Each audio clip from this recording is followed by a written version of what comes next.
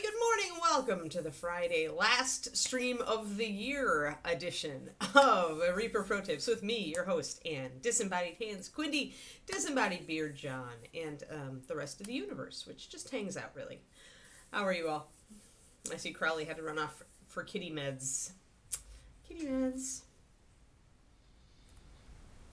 We're going to be working on getting this stonework figured out for Mellonir. I'm going to use some lighter colors for this.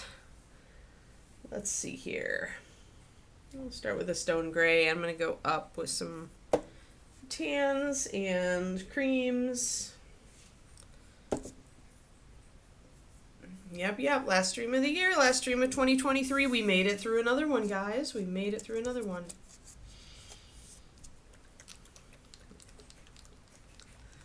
Pop some of this stuff away from my workstation here. There.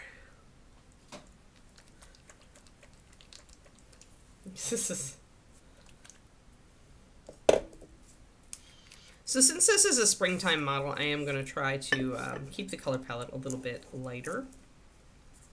So I'm going to start with stone gray instead of something really dark. This is a little bit risky just because you really want the model still to stand out, but we'll see. It should be okay. If I feel like I need more shadows, I can always add them in, probably on the sides of areas to increase the shades, kind of like you can even see the light doing naturally from above. And I'm going to add in some tan color here and there.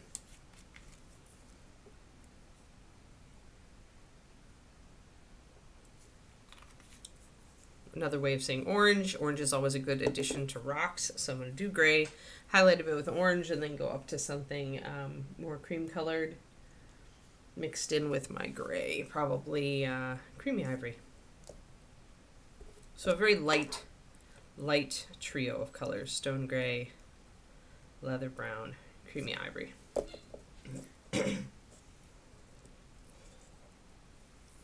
Alrighty. And then we're going to block in our water with its underlying color. And then we're going to start playing with some water stuff over the top of it.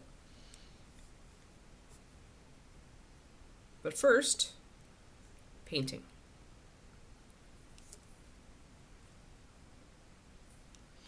Doing about a 4-to-1 with these guys. A little bit less with the leather brown because I just want it for touches.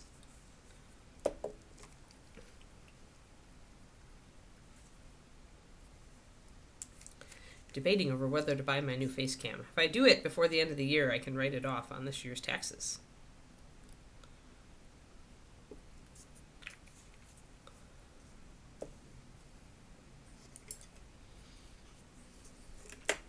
I'm not at 1,000 YouTube followers yet, but I'm so close. I'm at 992.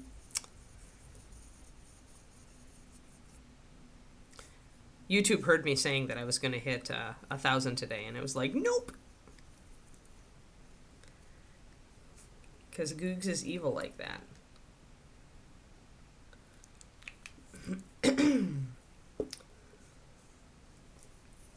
But yeah, it's pretty interesting how quickly, like when I started doing fundamentals, I had over 500 subscribers, but my growth pretty much went from a curve like that to a curve like that after I started doing the fundamental stuff. Alrighty. So leather brown is very orange. It's just really a light burnt orange that's a little more burnt than it is orange. So it's a good warmer upper of rocks. I might need just a little bit more. I might have overemphasized. Yeah, sadly, I am dependent. I cannot do it now. I am dependent upon the whim of the YouTube watchers.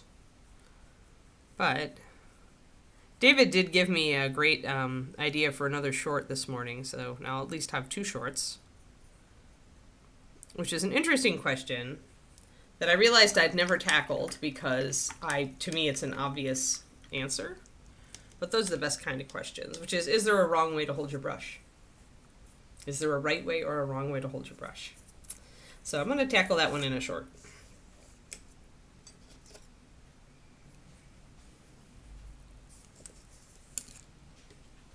Because a lot of times when we start a hobby, I think we get hung up on the rights and wrongs when really there aren't any.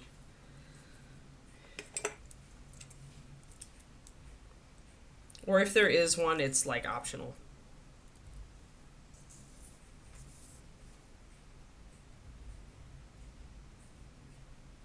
All right, I want a block for this. Where's my block? There's a block. I want to be able to hold this, but I need more goo.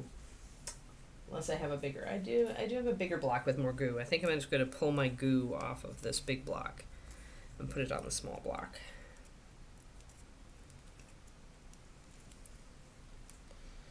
And I'm trying to decide my first in-practice topic. I'm kind of thinking, because I'm going to do a couple of things on this. I think in-practice videos are going to be 2 for every topic.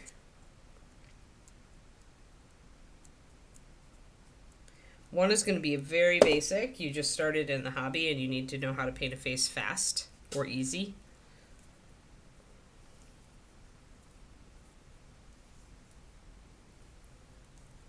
And the second one for each topic will be using the more advanced. So we'll essentially be using fundamentals, the easy fundamentals, followed by the more intermediate or advanced fundamentals.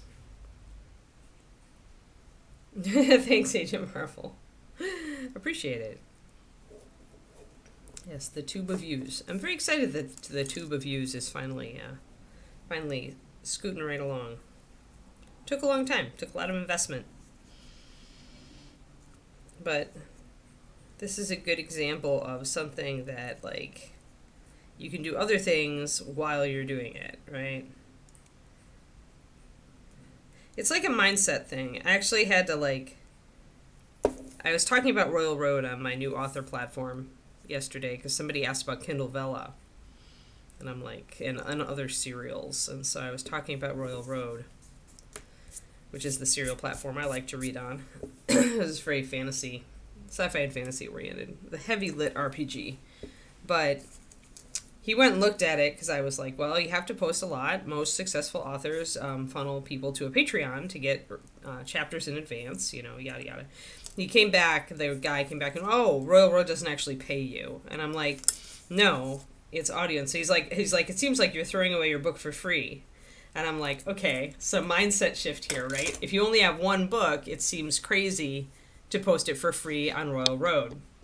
However, all these people writing on Royal Road are prolific, right? They don't have just one book. They're just deciding to put this book up. They're always going to write another book, right? It's like a mindset shift. It's like, and I was told about this as a writer because, like, when you only have your one book, giving it away for free, like some people say, always make the first in your series free. Giving it away for free seems madness, right?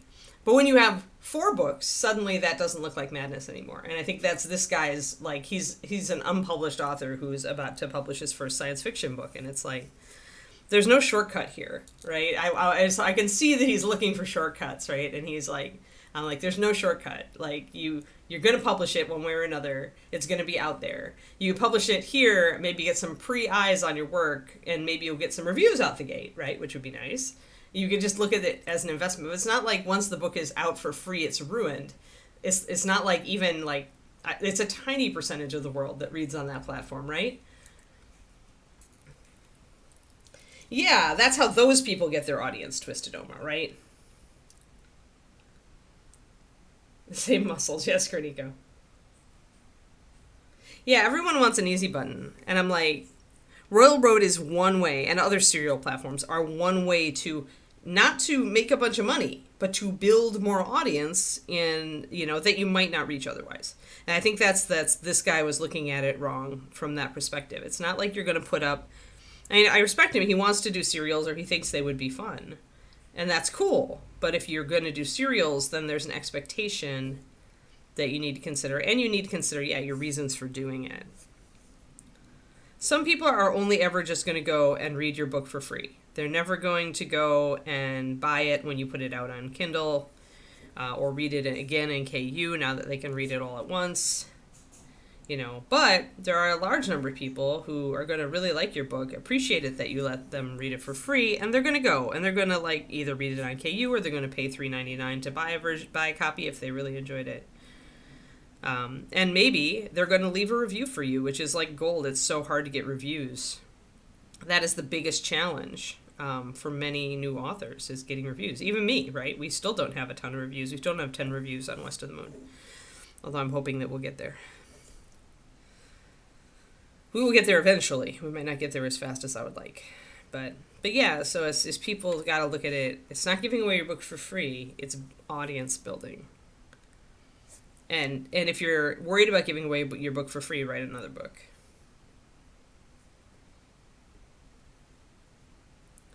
But yeah, so the people who do Royal Road, it's actually a very cool system, because the readers on there really love supporting the authors they like.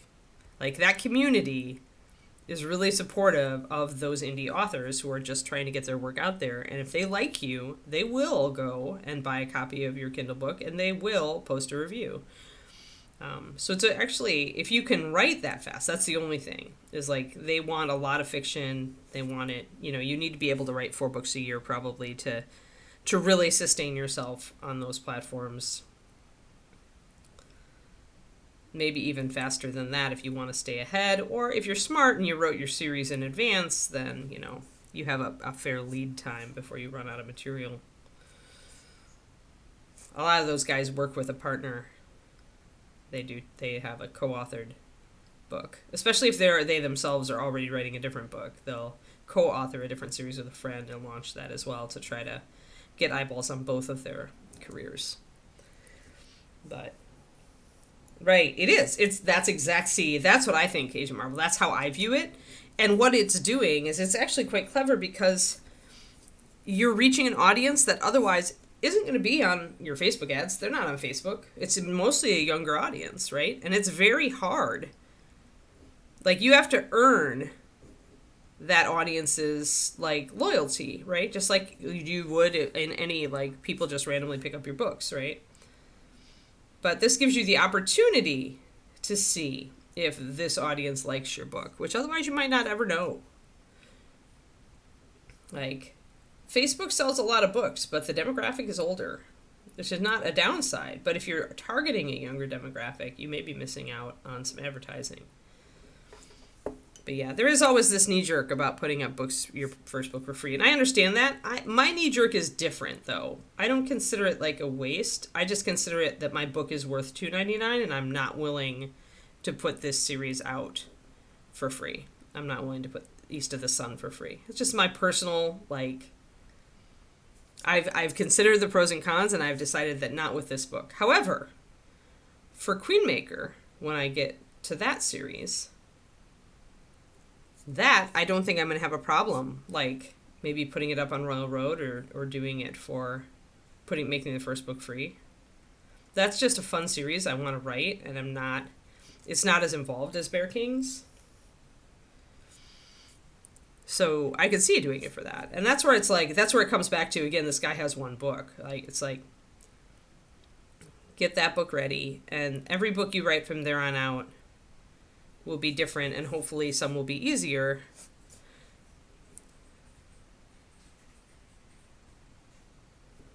But maybe you will come to a point where you want to do a series that's just kind of fun for you, and you're like, oh, you know what? Yeah, I could put this out for free first, just as an experiment.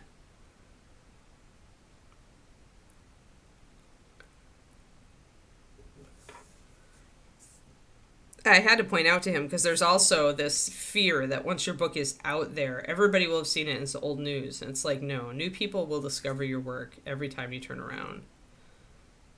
I mean, every time I subscribe to the Stormlight Archive Reddit, and every time I turn around looking at my digest, there's somebody who's posting in there about just having discovered the series. And Stormlight Archive and Brandon Sanderson are the biggest names in epic fantasy, right? right now. Two of the biggest names, other than Robert Jordan and George R. R. Martin, you know. But Brandon's doing quite well for himself, but people discover his work for the first time every day. So you posting your book for free on some little platform like Royal Road, it's not going to like just ruin your book or, you know, make it old news. Like that's like New York book people like thinking, big publishing thinking. Ooh, rain. Yeah, so it's interesting. It's funny because this new platform is like kind of like my self-published Reddit, but it's like much smaller.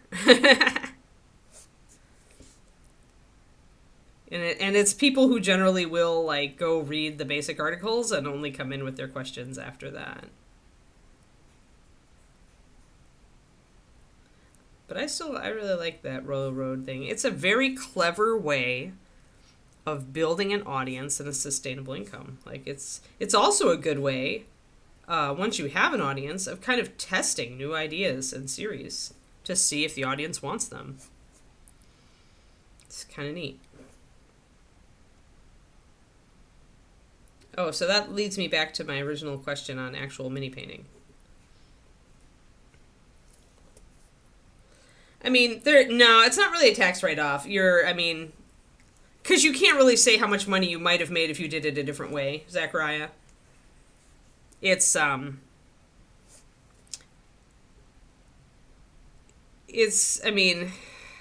because if you're printing flyers, then you can claim that, right? Because you have a cost. But if you're putting your book up for free for advertising, you can't claim a loss because you can't prove how much income you might have lost. There's nothing to show for that, in my opinion. I wouldn't do that.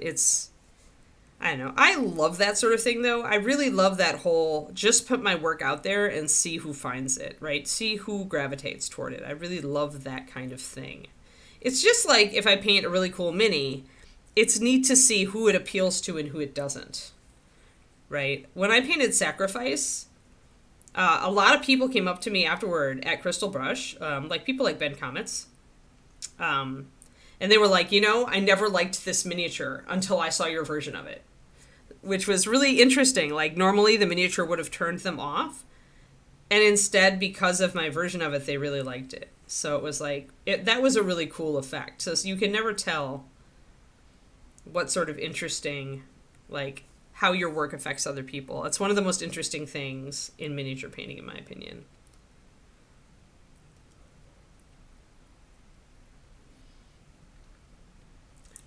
Yeah. But no. Yeah. I wouldn't want... For one thing, way too much work. Not enough payoff. If I want to write stuff off on my taxes, honestly, I'll write off webcams. Yeah, I feel... Because there's definitely, for me, there's definitely the too much work mark. It's like, how much will I get out of this for the amount of work attention that I have to get? Because for me, I'm a focused, oriented beast. Some people who are really good at juggling, that would be absolute gravy for, and they'd be like, yeah, that's a great idea.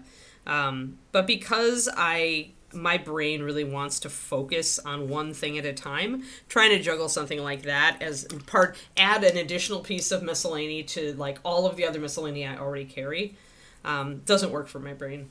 Doesn't work for my brain at all. That's cool, Quindy. Yeah, well, you and Ben Comets, apparently.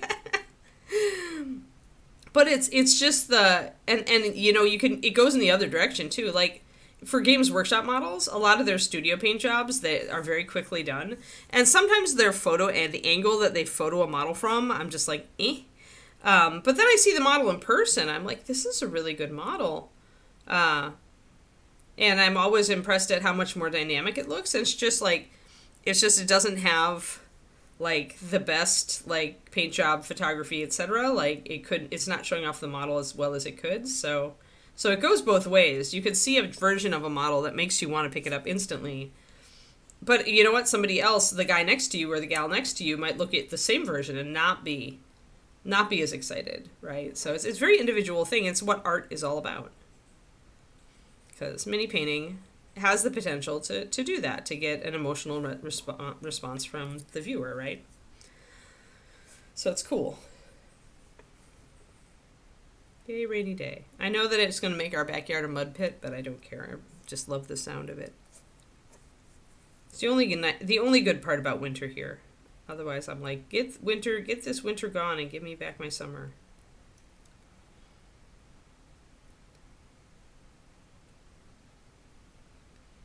It's a bad sign that I'm already sick of winter and it like just became winter. like it became winter 8 days ago and I am already sick of it. I'm like, this is not good. Maybe I need to up my vitamin D.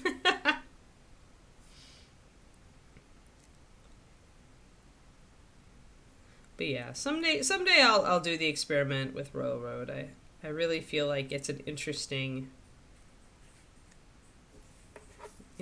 way to build an audience.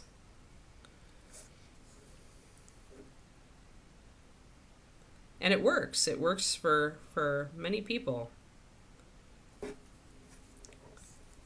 And when you can, the great thing is that, you know, these guys, the author I really like, he pulls in over $9,000 a month on Patreon for his Royal Road stuff. And with that amount of money, he has enough to hire really good voice actors and do really good audiobooks, right? Versions of all of his stuff. Like right out the gate. So for him, it's been a genius move. Because then he's also making money when he puts the book up on Amazon, because all the Royal Roadies run over and buy it and leave reviews and push it up in the rankings. And then more people find it, right? People who aren't on Royal Road find his writing. So he makes more money. And then he's got that audiobook out, you know, so he gets the audiobook crowd. So it's really a clever, if you are a good storyteller, you don't even have to be a good writer, but you need to be able to tell a fast-paced story well. Then I think it's a real valid option.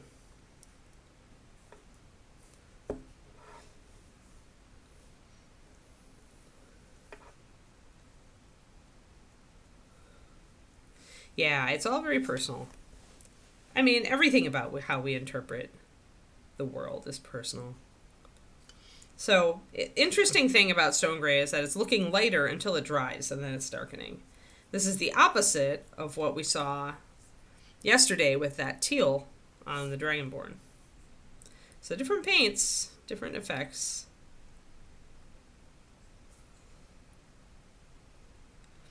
Just gonna make sure I've got a nice solid layer on here. It'll, in addition to just coloring the cork, it's going to seal the cork and make it less prone to crumbling because of the elastic layer of the paint.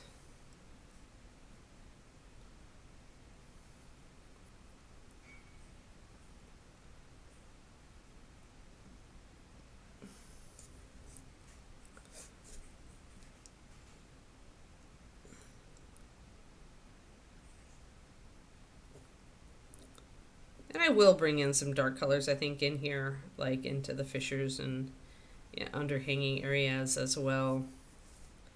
But we won't be starting from a dark, so overall our stones will be lighter. And then I have to kind of put him up here.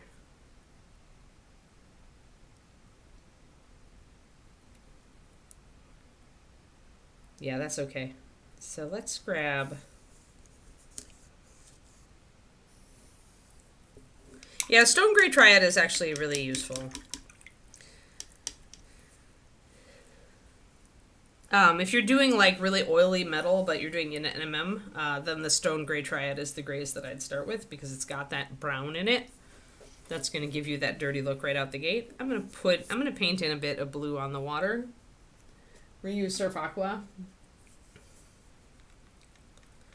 And we'll change up the Surf Aqua with some highlights and shadows before we start putting water effects over the top, but I want to block in the color. And I think I'm doing water. I've essentially... I don't know that I want to do water back here. I might need to add some extra texture, or I might just do some sand and gravel just to fill this area underneath the overhang. I don't want to try to get water back there.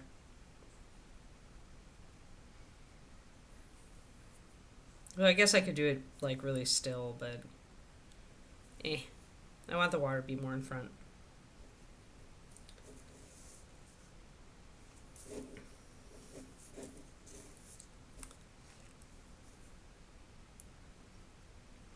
Then we'll go back to the stone.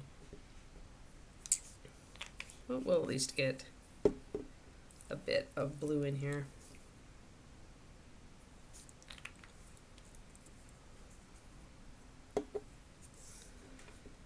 And then we'll end up adding in other colors to this blue to make it look more realistic.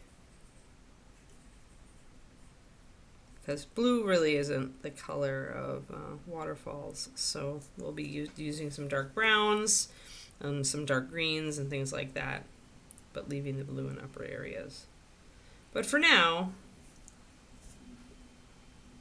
oh, I need to color over that top part. For now, this is where we're at. Just because for me, blue says water. So should I do faces first, guys, for the in practice? What do you think? I mean, it's a logical place to start, right?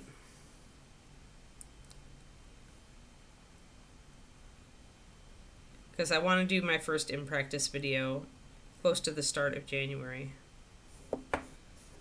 So it's essentially going to be taking the techniques that we taught in fundamentals and applying them.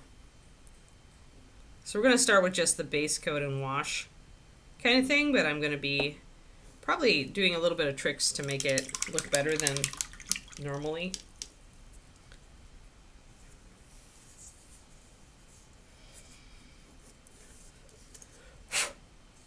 And what I'll likely do then is take the start that we get from the basic techniques and then adding the more advanced techniques to that.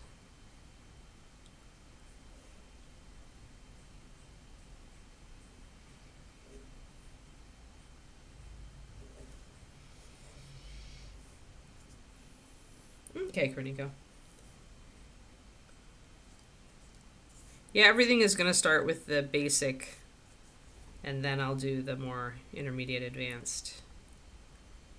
The thing is that what I consider truly advanced isn't like stuff you'd put on a 28 mil, right? It's stuff that you would be able to do on a bust.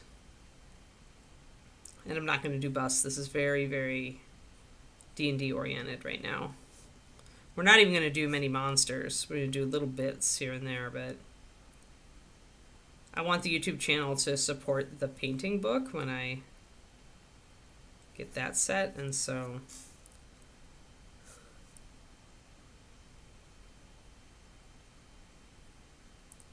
now we'll be putting, I'm not really concerned at the texture here and the fact that I've got a blank base next to it.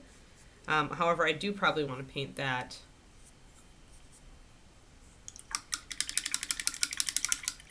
like white underneath so it's not quite so dark. Otherwise, I'm going to have to go over the top.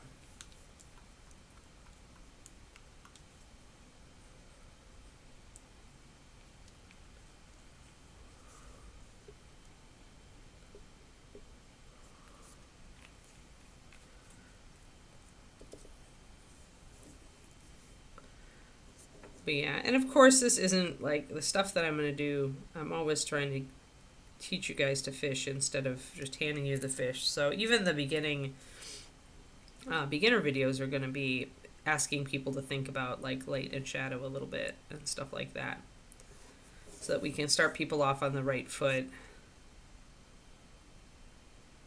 Because there's all sorts of basic how to wash and dry brush a face out there, I'm sure. Or base coat and wash a face. Just gonna get this white in here. Line it up a little bit.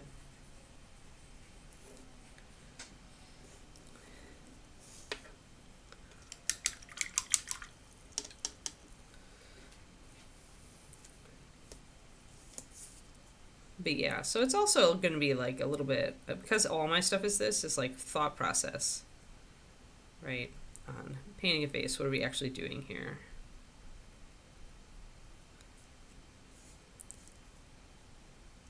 And I'm probably going to even start a little bit of basic layering on that basic wash face, because even a little bit of extra layering with your wash can make a fast face look better.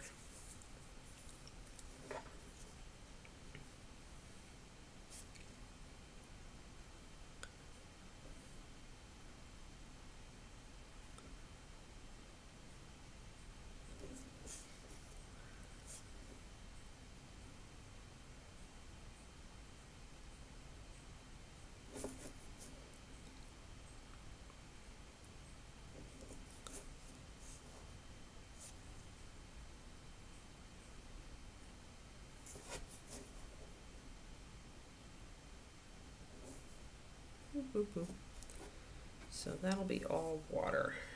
And yeah, I really don't want that to be water too, so I'll grab some, do the quick sand and gravel technique.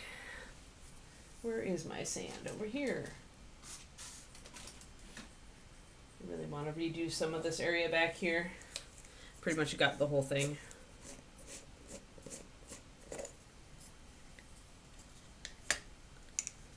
And we're going to use our little applicator. Remember our little piece of Bristol cardstock that I've made to apply small amounts of basing material. Need my glue. Want to use a more fluid glue. Don't want to use a gel.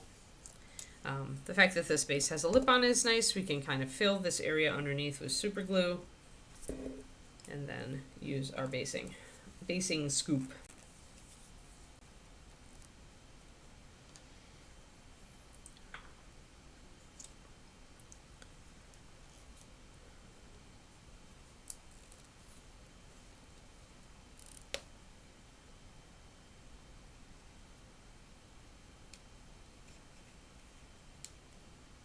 Alrighty. Got my snozzle on.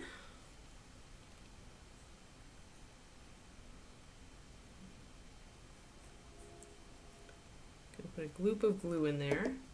Then I'm gonna take a pokey tool.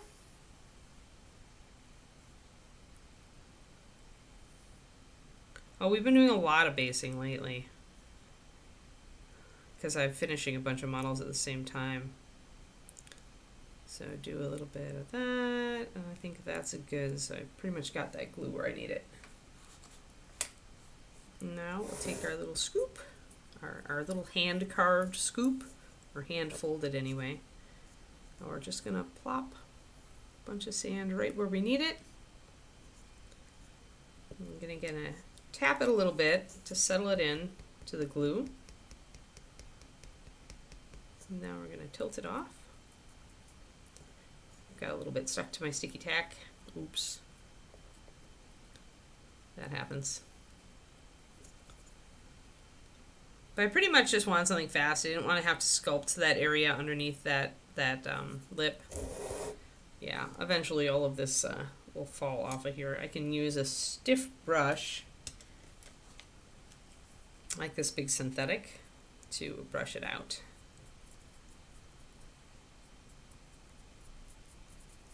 Get it off of there. If you press too much, you will press it into your putty. But you'll be able to get most of it off of your blue tack, so it won't stick there for the future.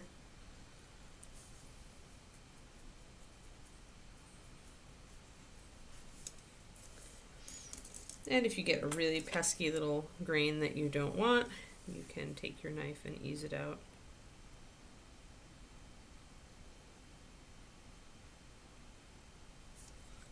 To the point where you can get it with your big brush. Once you loosen it up, it tends to come off really easy. There. And we've got a nice, even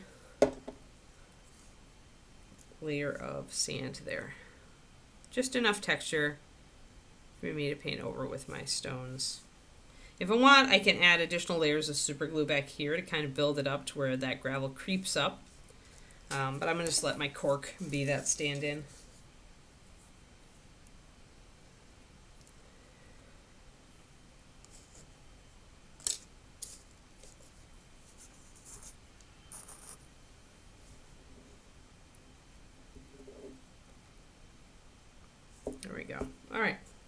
Good enough.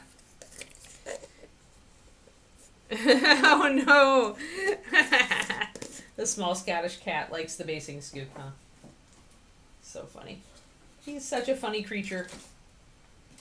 Kiki was a funny creature this morning too. She was upside down looking at me like, "You want to play?" She has a toy out of her mouth going, "Hello, look at me, I'm upside down." Yeah, silly dog.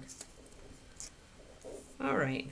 We're going to give the glue time to just set so that we don't dip our brush in super glue. Always, we all make that mistake because we're so impatient, but we're going to not make that mistake today.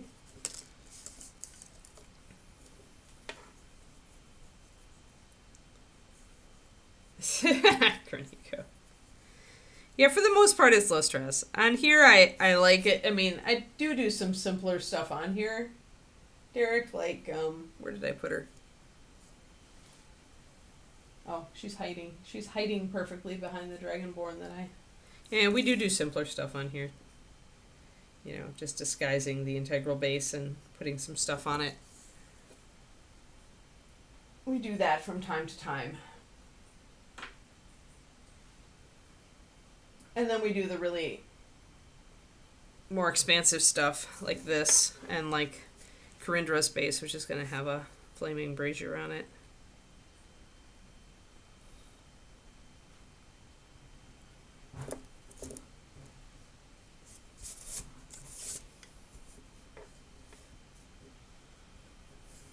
Yes, Kiki is adorbs. And David has today off, so she's in like, ooh, my humans can play with me mode. Only Mommy does not have the day off, so I have Patreon stuff to finish today, or finish most of today. I'll probably be doing a little bit on the weekend. Not too much, though. Just have to finish shooting my second paint-along video. If I had been smart, I would go down to just one paint-along video a month. And I may decide to do that in the future. I mean, 2 is a bit excessive, honestly. As I slowly scale my Patreon to be more sustainable. I was very ambitious when I started my Patreon. But I think after we paint this bust, I might... After we finish the bust, I might just drop down to 28. Since most people are in my Patreon for 28mm. Drop down to doing a 28mm for the paint along. We'll just go through a lot more models faster that way.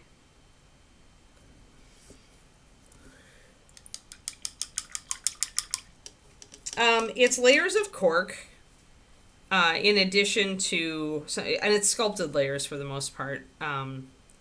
So it's pieces, the bottom is a jumble of different pieces of cork that I just like kind of put down together. If you watch earlier episodes of this model, Shotgun Derek, you can find the one where I constructed the base. And then I did use some, I like the Liquitex flexible modeling paste a lot. It's gooey, but it's a good for sculpting texture and sticking cork together.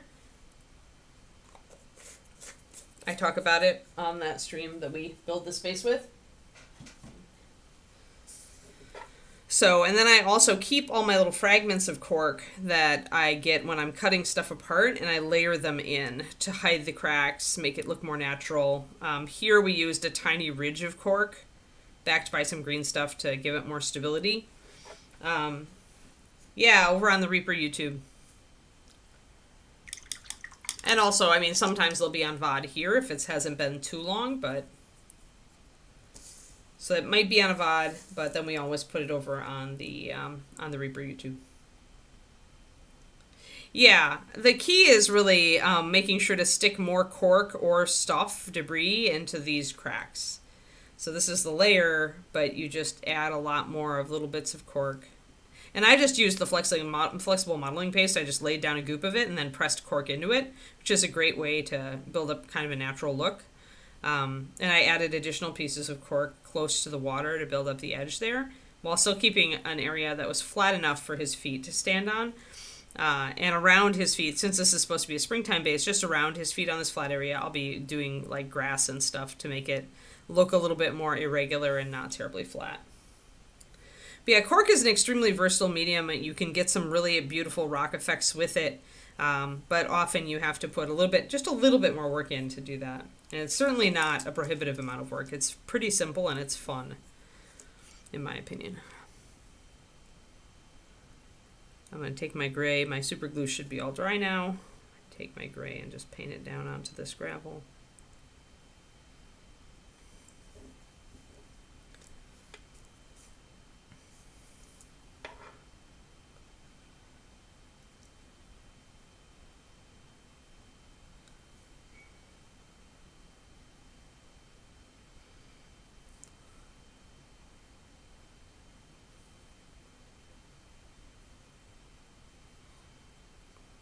There we go.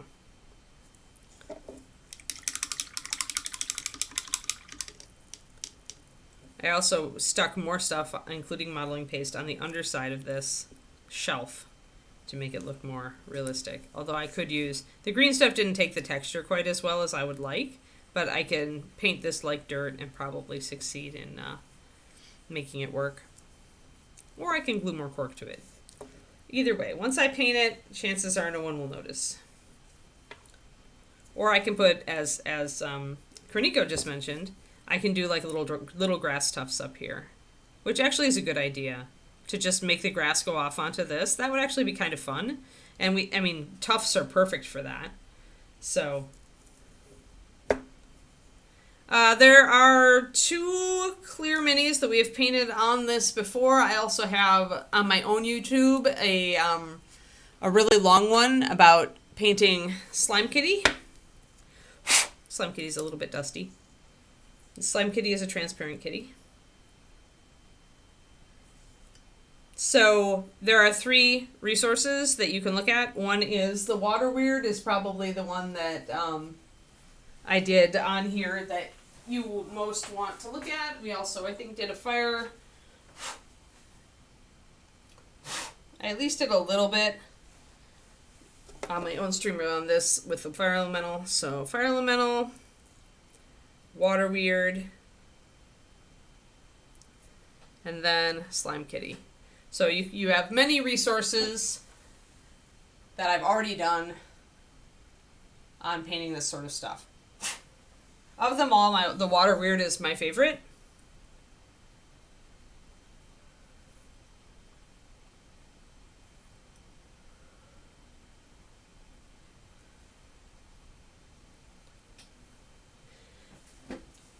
Yeah, so if you go to my YouTube and you look for Slime Kitty, it's one of my longer, older videos.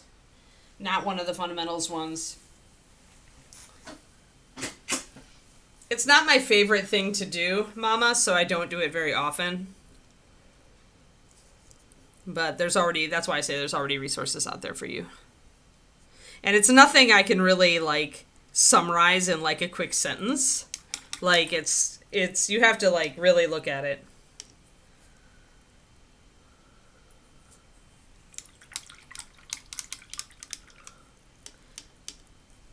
The only thing I can say is that if you really want it to still be translucent looking, you have to use a minimum of paint, not a maximum. The more paint you add to the model, the more you cover up the effect you want.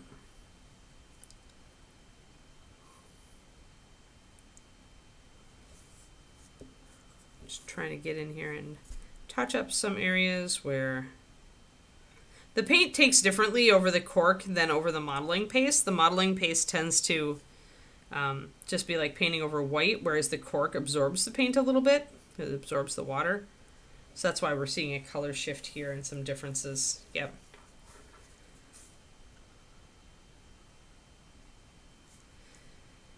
I would say Slime Kitty. Do the Slime Kitty on my YouTube, the Painting Big YouTube, Mama Jama, because that was me setting out to do pretty much this is it, this is my class for painting a transparent mini. Like, that thing is pretty focused. Doesn't have a lot of chat in it. As I recall, it's all me teaching, just that. So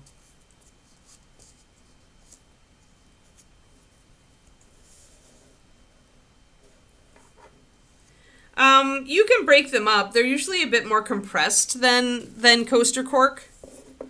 Coaster cork is like super cheap at places like Michael's and Hobby Lobby because a lot of people like to make their own coasters. The wine corks tend to be really compressed. It's much harder to rip them apart. This stuff is really easy to rip apart and to build up. So I use two different kinds of it. I use the light brown on the 28 millimeter bases usually. For larger models, I use this thick stuff. You can usually order it in sheets on Amazon. None of this is expensive. But this one gives you bigger rocks, essentially, and this one is for smaller effects. So yeah, the light brown is what I'll reach for 28 millimeter. The thick stuff is good for things like Giants or larger models like 75s. But I find that the thick stuff is out of scale on a 28 millimeter base. It's hard to work with. So for a diorama, I would use it maybe.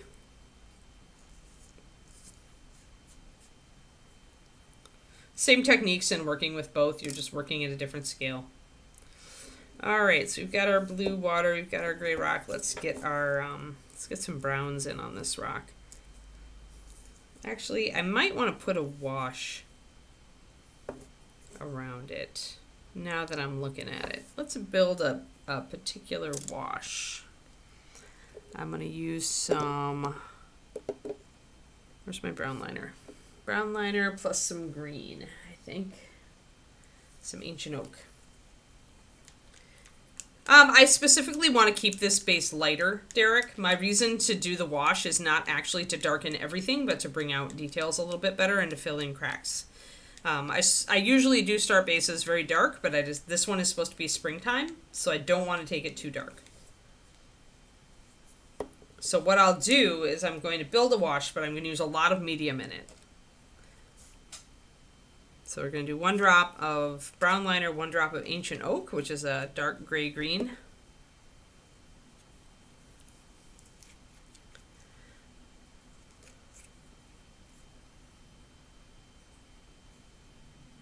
And I'm going to pay attention to areas that will be wet also eventually, but that's something you do later on.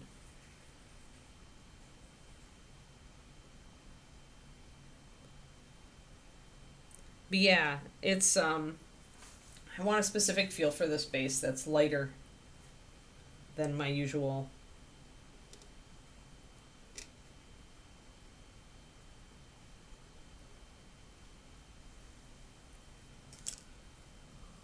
All right, and now a big gloop of green has launched out of my bottle, so I'll just use that.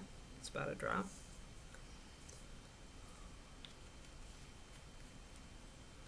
It's just darkening. The only thing that says wet on something like this is darkening the area around the water.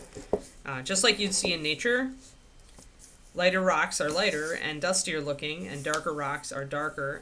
Sometimes they have a slight greenish hue depending on algae growth and things like that, so it's fairly easy to do a wet rock effect on a 28. Now, if you're looking to do it on a bigger model, this is why I say 28s are very simple in a lot of ways. And when you get into those bigger scales, then you get the opportunity for some very realistic looks. But a lot of times in 28 millimeter scale, you are summarizing. And so, although you can use a bit of gloss varnish, if you aren't doing NMM, if you are doing NMM, you are limited in what you can do. And usually darkening and adding a hint of green in areas specifically where the water would be is the way to go. May have gone a little bit green with this. Might need another drop of brown liner. I've got kind of, this is a very dark green right now, and I feel like I need to take it just a little bit more. Boom. Then I'm going to do my sealer. But yeah, if you really look at how people paint wet rocks, it's just darker. Darker, slightly greenish. And you have to bring out, on bigger models, maybe even on smaller, sometimes you can bring out spot highlights that suggest the wetness, but not necessarily what I want to do here. We'll see. It's a little bit beyond the scale of these things. But yeah, the things that will say wet is darker overall with spot highlights on a wet surface. Not very successful at this scale, sadly. This is why the biggest, like, the big name painters of the world, you don't see painting 28s very often. Because when it comes to doing, like, really interesting effects like that, it's so much more successful on a bigger model. If you're trying to get into artifacts like that, you should seriously consider trying 75 millimeter. It's going to give you, at that scale, I feel like you can do more.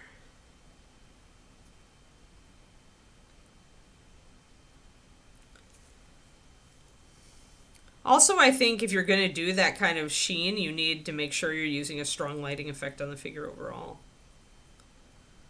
Because if you're going to get a real strong sheen, you're going to get, you know, that's going to be under sunlight, right? But most of us do not paint our models as if they're under sunlight. All right, so this is going to be a little thick, so I'm going to put a little bit of it over here.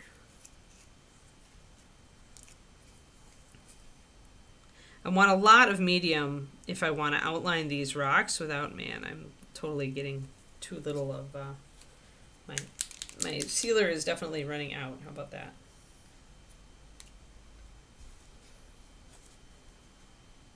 Right, exactly. That's stuff you don't have to worry about when you're 28. Most of us are painting our stuff like it's very diffused lighting from above.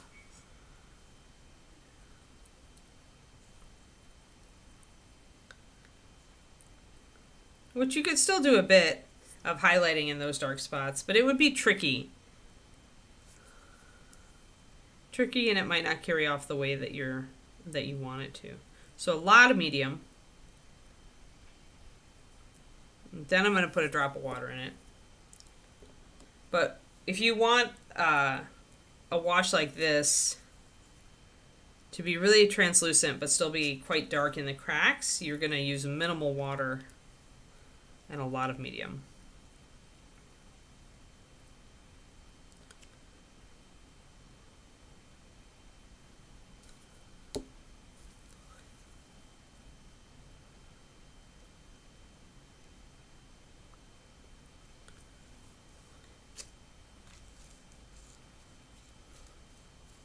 This is brush on sealer Twisted Noma.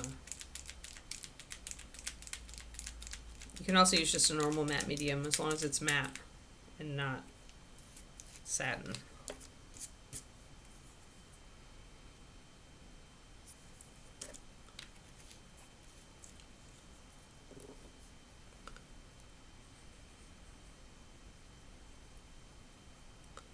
All right, let's see here.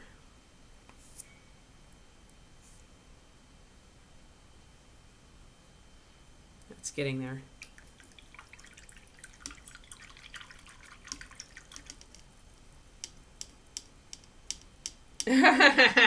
Crowley. Yeah, all mediums dry clear, unless they're made to be colored. Gloss medium, matte medium, satin medium. The cloudiness you see is the resins in suspension. Let me try this down here.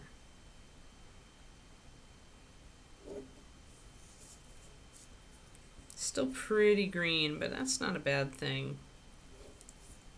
I'm just going to try it down here on the lower parts of the model and along the watercourse. Let's see how that works.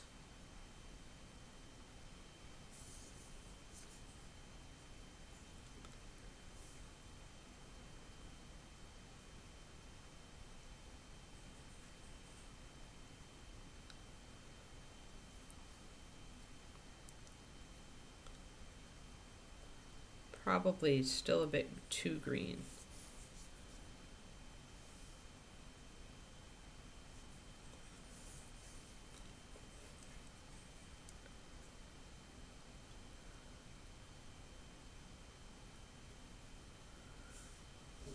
Yeah, this still may be too dark for what I'm looking for, but we're going to let it dry and see.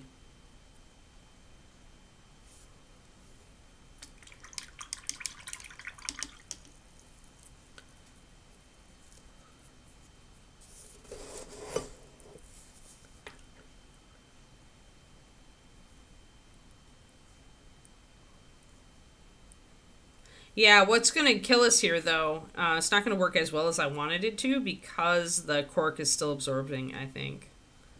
When the cork absorbs, then it tends not to work as well as I would want it to.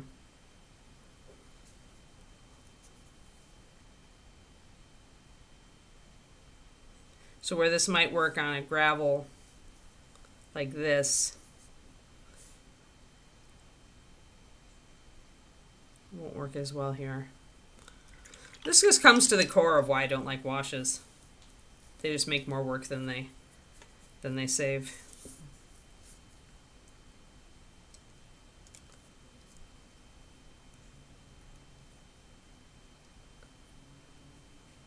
I wouldn't want to varnish it. This type of brush on won't cover over a shine or a sheen.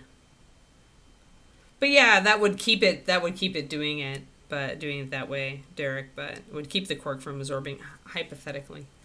Assuming I put a nice thick layer on it. But I'm gonna wait. Yeah, because it's mostly wanting to soak in and not outline. It's better on the back. Better on the back gravel. But yeah, this is why I don't like washes. You guys are seeing my reason for not liking washes.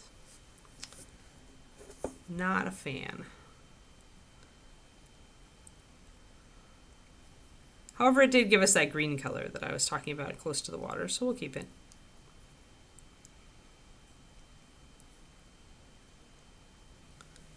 However, I am now likely not going to do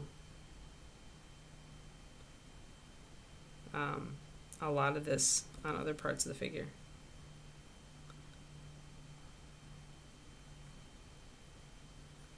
I'll do some brown around the edges over here. It's not bad, it's just not outlining it like I wanted it to. Silly cork. Downside of cork, make a note, absorptive. Because to make it, the problem with it is just, like, maybe I could have used a spray sealer, a spray varnish over the top, but I couldn't use a shiny one. That would totally defeat the purpose. And like I said, water-based typically won't dull down.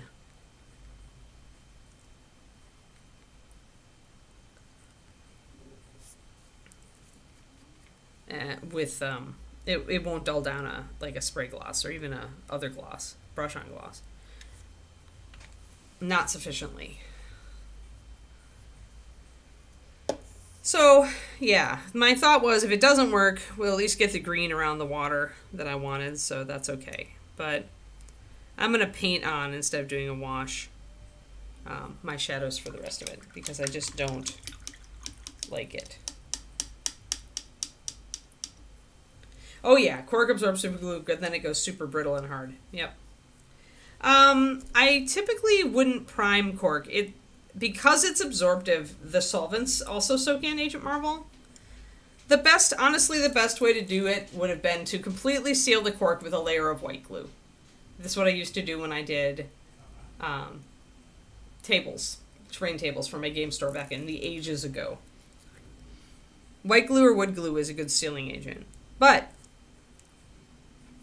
I didn't want to do that. I'm still not super, like... It's not bad. It's not bad. It's just not awesome. So, yeah, we're just going to take some brown and we're going to do the rest of it. But this is, honestly, guys, this is why I hate washes. I feel like they're a waste of my time.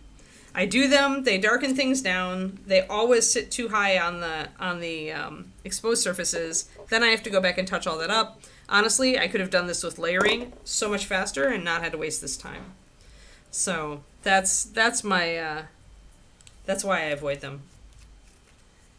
I never was happy with the dirty look that they give things. I'm okay with the green around the areas that I wanted it.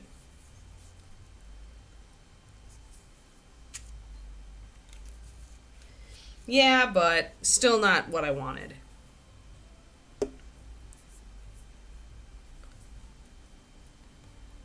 And washes just make everything dirty. I had hoped that I had enough paint on here that it would prevent the absorptive effect, but it is definitely not doing its whole settling in the cracks thing.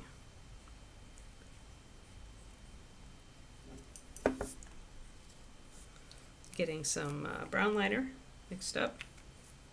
No green in it this time. Maybe a little bit of the gray though.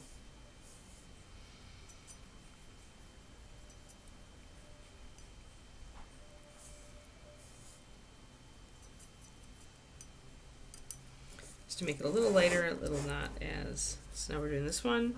You can see how thin it is when I pop it on there. So I don't want a lot. This time I'm gonna expect the absorption though, and I'm just gonna use it as layer.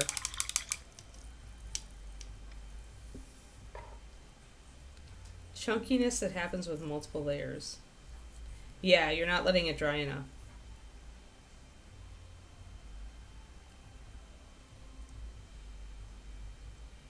I don't even like it for tabletop, honestly, a lot of the time. Unless I'm, like, there is a way that I could provide for, like, washes not ruining my piece, but this is why I don't paint tabletop. It's like, and if I do, I have other ways to do things.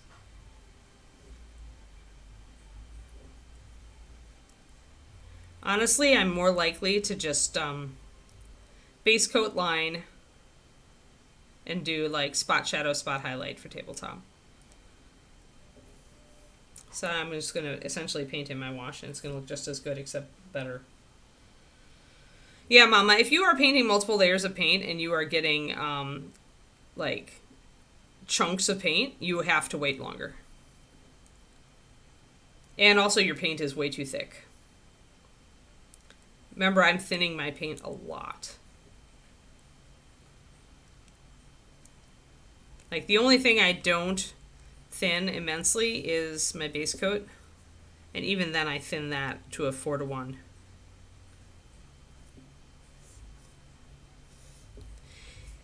Yeah, there's as many different ways. I mean, there's just zenith and doing like a quick, thicker wash over it. That works too. But yeah, there's a lot of different ways. There are as many different ways as there are painters. So yeah, essentially, I am taking my wash and I'm just painting it in now. I don't care anymore. I'm like, you know what, wash, to heck with you. You're just really layering. You're layering paint now. So it's not terrible, but yeah.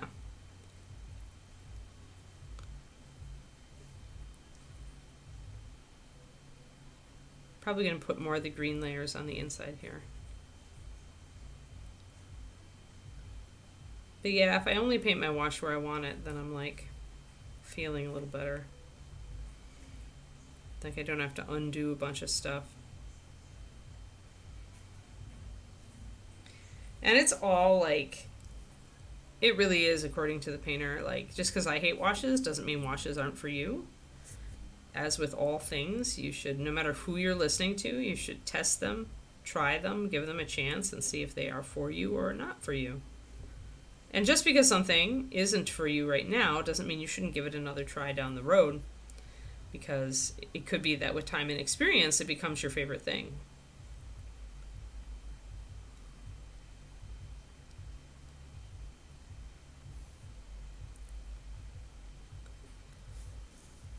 So darkening down some of this front piece. Nope, this is cork and modeling paste and green stuff.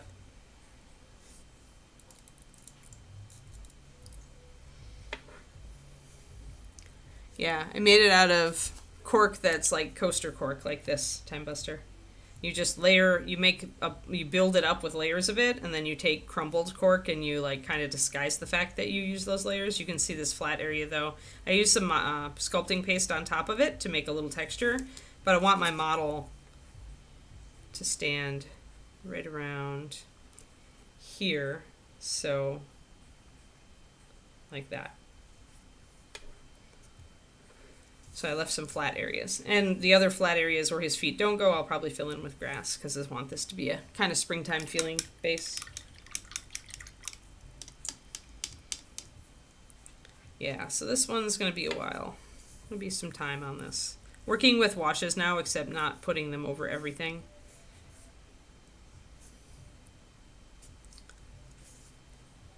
I'd rather just paint them on where I want them.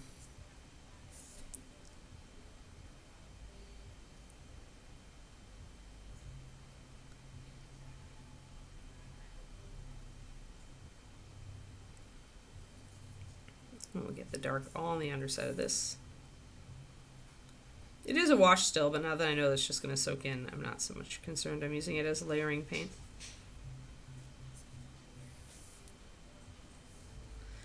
My whole wood elf army that I did when I was much younger was all seasonal. My war dancers were winter, my archers were spring, my spearmen were autumn. I had my general was summer.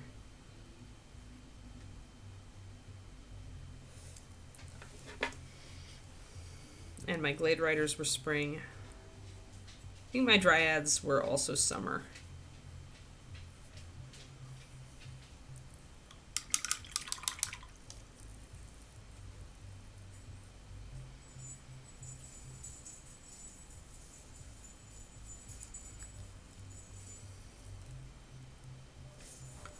I'm gonna grab a bit more of this green.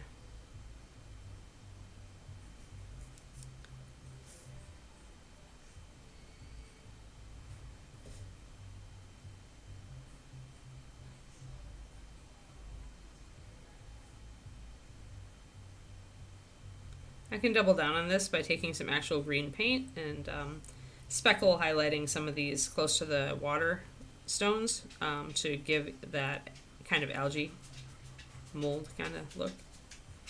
Hi there, Kiki. Would you like to come up and see everyone? Hold on. Let me turn around. Come here, Kiki. Come here. Up. Good girl. My doglet is visiting. Hi, Kiki. Yeah. Say hi to everybody. Say hi to everybody. Oh, I've got your paw. Yes, thank you for your paw. Oh, I love you too. I love you too. Yay, it's my doglet. It's my teensy little puppy. Hi, teensy puppy. Hi. Who's a good girl? I'm showing them how pretty you are. Is it your end of the year appearance? It's our end of the year appearance. Kiki says, Happy New Year, everyone. Right, good girl? Yeah. Last Kiki appearance of 2023. Good girl. Yeah. Good girl, Keeks. All right, give me another 15 minutes, Kiki.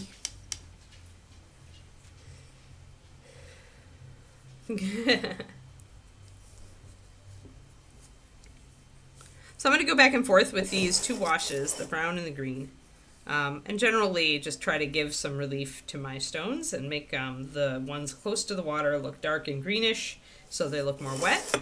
Then we're going to bring in our highlight colors.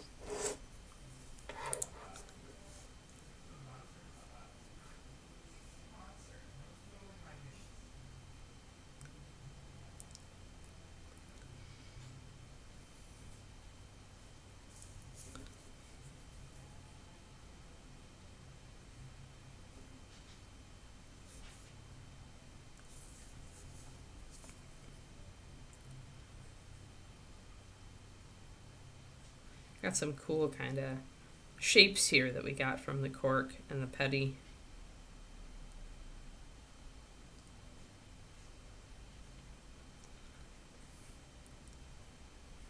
And we can use we'll use some gray and brown when we bring this back up.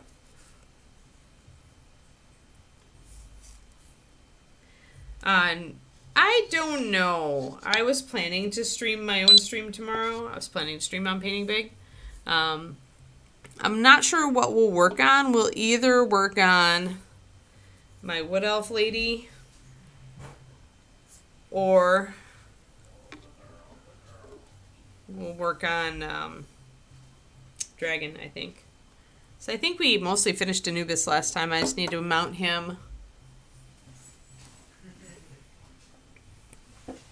I need to mount him on his, yeah, we finished his basing pretty well. So I just need to mount him on his regular base.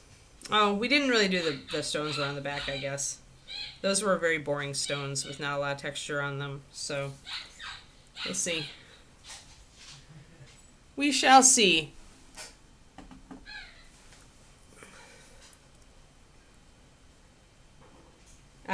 So maybe I should just cancel tomorrow.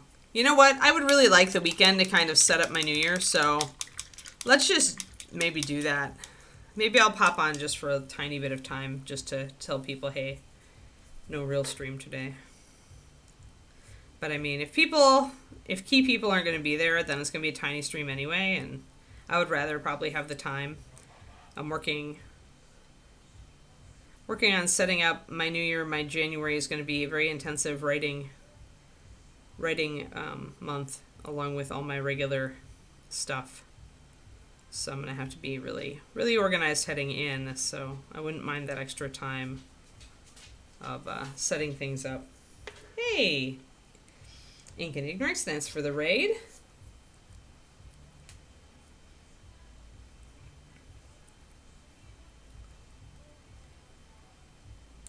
Yeah, so I might stream tomorrow on my own channel, but I might not. It'll depend on how I feel and where I am mentally.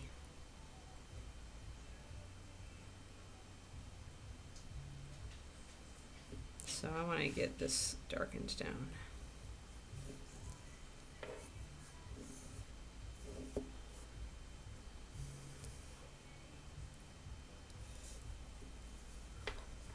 So for those of you in the new raid people, I'm Anne. I worked for Reaper Miniatures for over 20 years at this point, which is pretty crazy.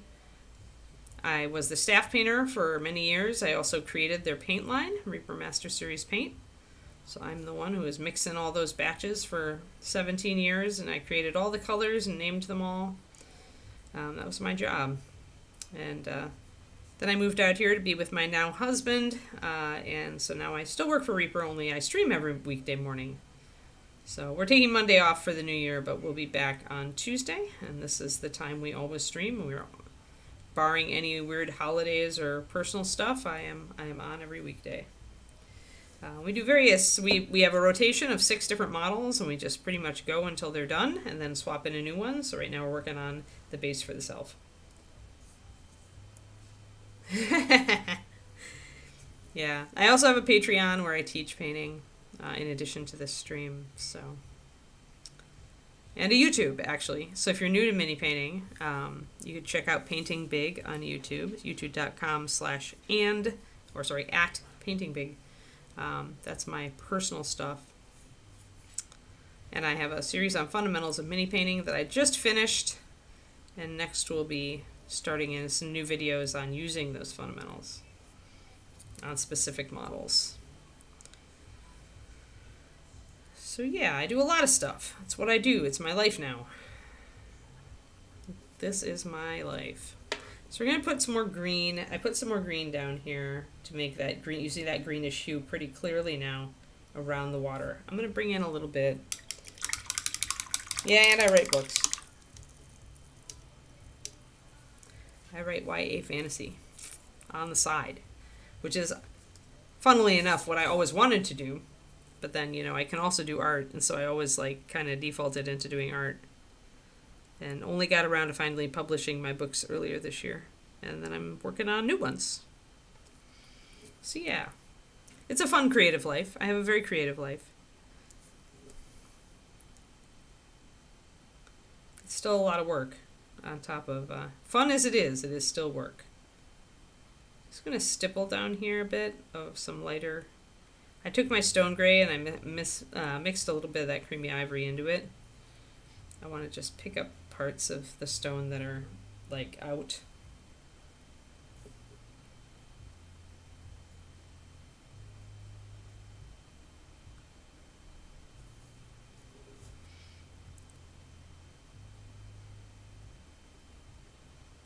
And I don't want to touch anything that's really close to the water. I want to keep that darker.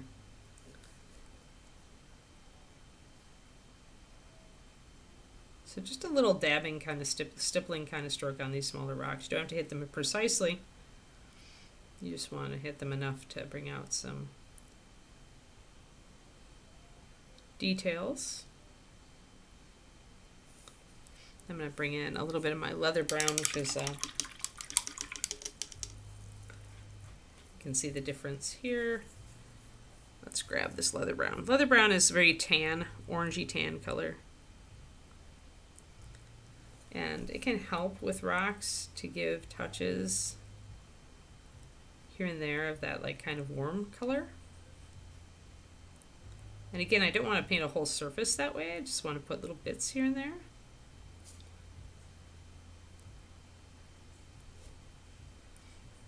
I'm going to cover up a lot of this surface with grass, so I don't need a lot there. So I'm just going to kind of haphazardly stipple a little bit. I just want to give a little bit more interest, color. You can see that warmth now, that orange is coming out. Orange is an underrated color for rocks. Like, it really does warm up. A little bit of orange on top of your gray tones will really warm up the surface, make it a little more interesting, not just flat gray.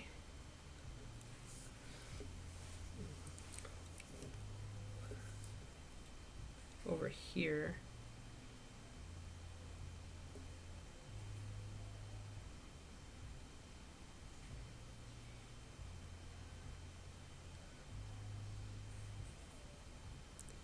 my husband has the day off and he's got music on in the other room, and I'm like, I cannot sing along with this music on stream. I cannot sing along with the music. I really want to. It's Coldplay and it's one of my favorite songs.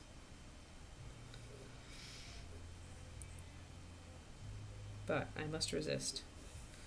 Alright, a little bit lightening up. Yeah, I can hear the bass. That's a problem. Hey there, Richard. Yeah, we're working it. We're getting there.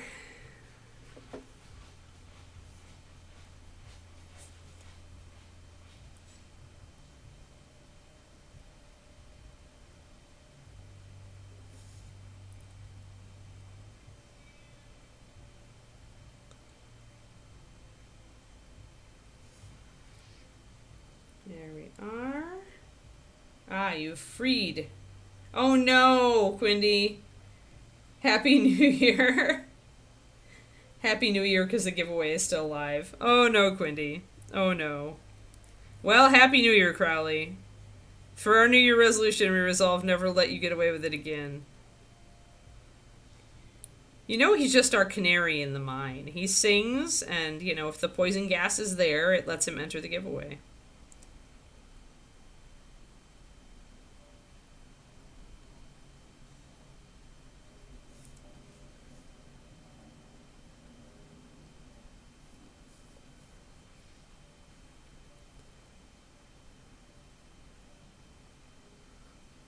Guys, do you really want to give Quindy an aneurysm? Like, I would think that you loved Quindy more than you loved griefing, but apparently not.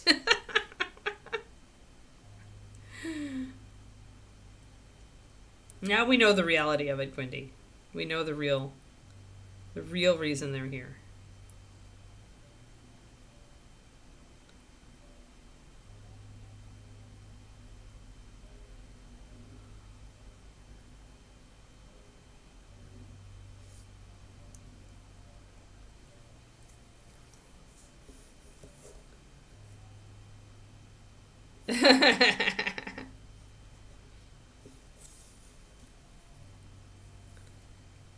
You can't have both, Crowley. Because you know you can see that vein in Quindy's forehead, like, throbbing the minute you do it. Don't even try to tell me that it's an expression of love. No. Not buying it. Not buying what you're cooking. Not eating what you're cooking. Nope.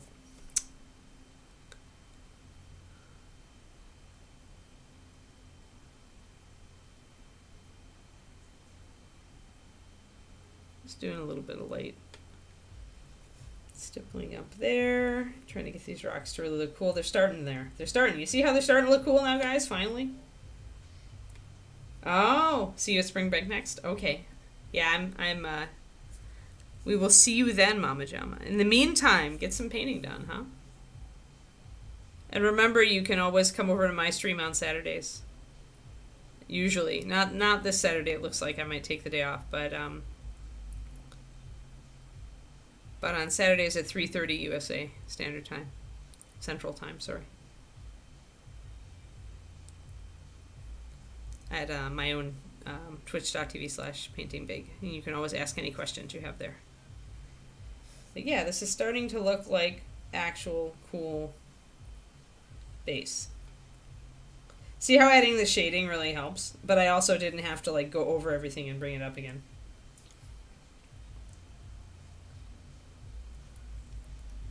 Oh, we're going all sorts of places with the watercolor. This is just a stopgap undercoat. We're just not there yet. I'm going to put some extra green in here. And then we're going to put water effects over the top of it. So, because why not, really? Why not?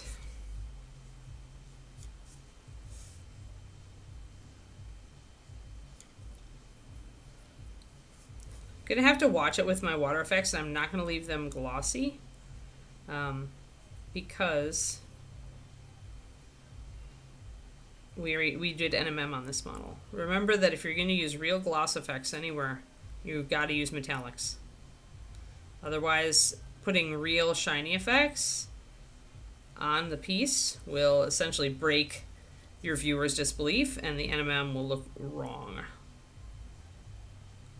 So as we do the water effects, we're not going to be doing it, we're going to be painting on a glossy effect. We're going to be doing a lot with shading and highlighting.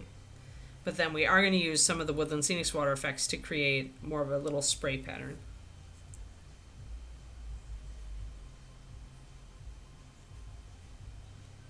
Yeah, you needed to do that anyway, Korniko, so since you're committed to crazy amounts of things this month. I started playing with my Remarkable tablet that David got me for Christmas, and I really like it. It's really fun. You can put covers on your notebooks, like you can art them, and so it's really fun to just kind of like make little art covers for my books, for my notebooks. Just with like sketching with the pencil. It's actually really fun to sketch on this thing. It's not meant to do that. Like, I would have gotten a different sort of tablet if I wanted to draw on it. But it is really fun just to play with it.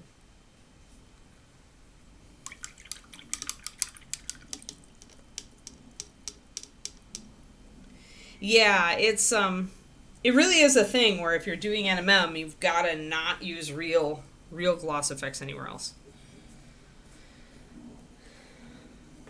It's why NMM and metallics don't look good together. We actually demonstrated this on that bronze golem, where we started out with a light effect, a heat effect that was painted on, and then when we put metallics on the model, it immediately just destroyed that effect.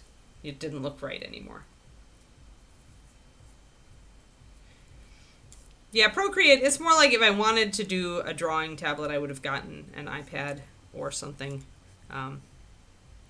David's got Procreate. He uses it to do sketches of colors for color schemes for his miniatures. He does it to make that kind of thing for class handouts too. But yeah, but it's fun just to like sketch a little cover for my notebook for my novel notes. In fact, because it's so informal and because I know it's not like a real piece of art, I let myself go a little bit more and have fun with it more than I would probably if I was actually trying hard to do something. There's something to be said for that.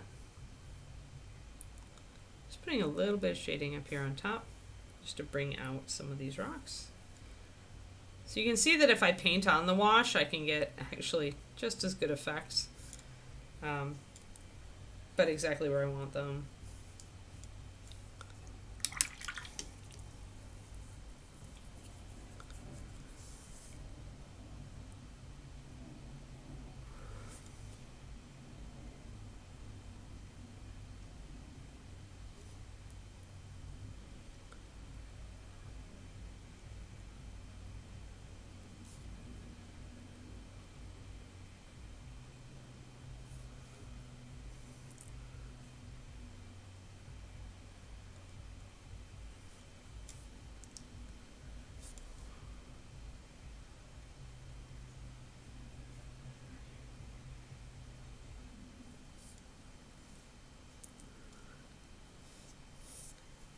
Yeah, it's about time to stop it for sure.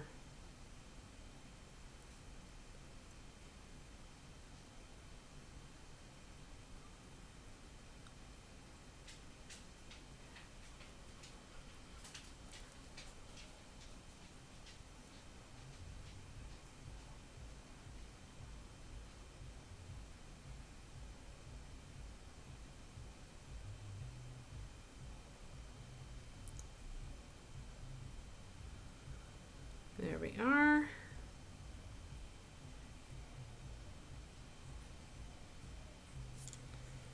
All right.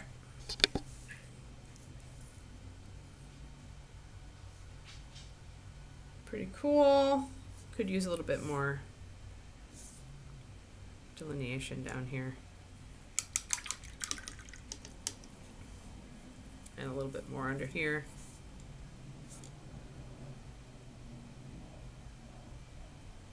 There. But otherwise, looks very craggy, very rocky, very consistent.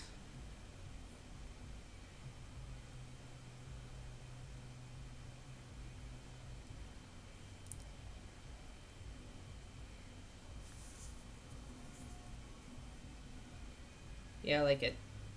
Excellent. And it is lighter than a lot of my other bases still, because we started with a lighter color. So if we zoom out,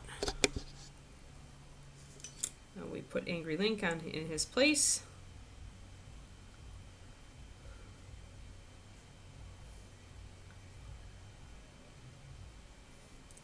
That's how he looks.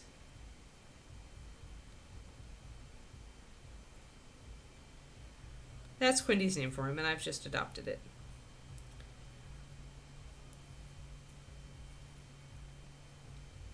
Let's see. And then from the back. We'll definitely put some grass along the top of this. Just a few details. But yeah, he looks good. It's good positioning. It's a good base. The water, adding the water will be pretty cool. So we're moving right along, folks. We're moving right along.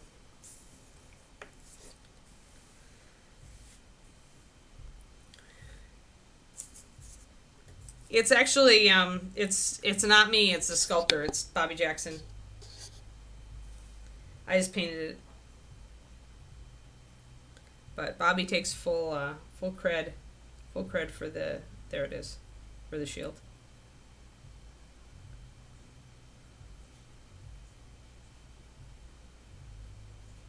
Yep, Bobby Excellence for sure.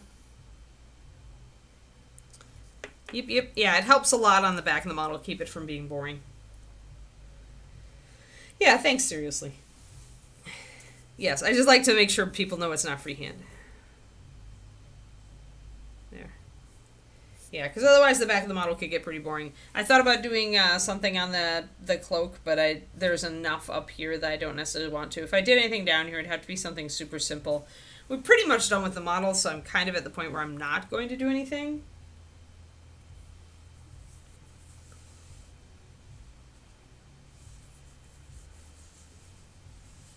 I don't know. Henry Cavill's got much more mature face than Link, but this is, you're right, this is Henry Cavill. Henry Cavill is Link. Does he really want to play another, light-haired adventure sort though? I feel like he's the gritty type. I feel like Witcher was a better fit for him than Zelda. Zelda's a little too wholesome. I don't think I've done tartan on model on the stream, but I have done it.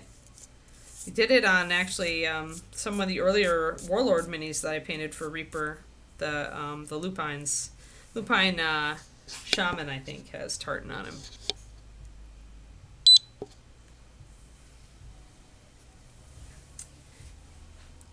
Yeah, it's just there's oh yeah, the Highland Heroine. Right. Yeah, I went too small with that one. I didn't like how it was coming out. Is he going to be he that? See, I could see him in the Highlander remake. I could see that. Yes. That's cool that he's going to be a Highlander remake though. He's perfect for that.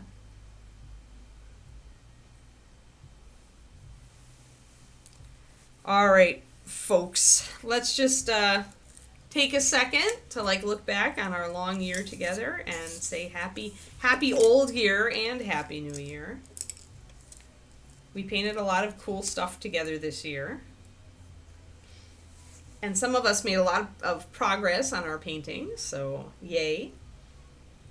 And yeah, heading into 2024. Exciting. 2024 is exciting. We may do some Curtigo. You guys, you're so funny. I like him better as the Witcher than I do as Superman, but you know, whatever. But yes, on that note, 2024 looking like it's going to be pretty cool. So glad to have you all with me, and glad to have you all here with Reaper, and we shall see you on Tuesday. All right? I want everybody to have a great weekend. Don't party too hard. And yeah, there we go. Thank you, Quindy, for an entire year of awesome, and let's look forward to the new one. Okay? Bye-bye.